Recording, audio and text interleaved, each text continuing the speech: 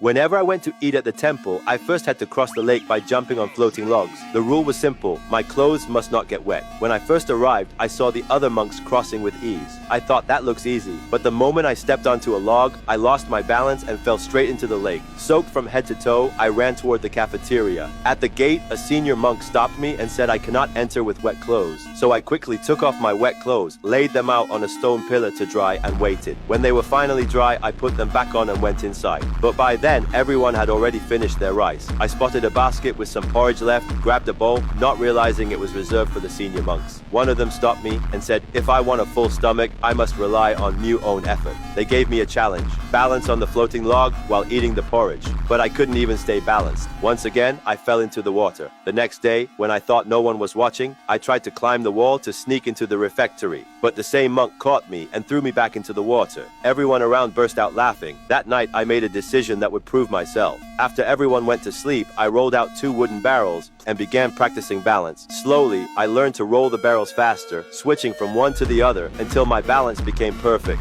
The next morning, everyone assumed I would fail again. But this time, I stepped lightly onto the log, launched into a somersault, and crossed as if I were flying through the air. The senior monk was shocked and replaced the logs with thin wooden planks. Now the path was much harder. Even the senior students couldn't cross. Confident, I tried, but eventually I fell once more. From then on, we all trained day and night, but no one could succeed. Then Master Seo appeared. He asked me to throw a plate hard into the water. It sank immediately. He explained that when you step too hard, the wood sinks beneath you. Just like the plate, the more pressure, the quicker it sinks. Then he tossed another plate lightly, tilting it so it slid across the surface. The plate skimmed gracefully over the water and reached the other side. That night, I returned to the lake and practiced non-stop. After countless failures, at last I crossed the thin plank completely.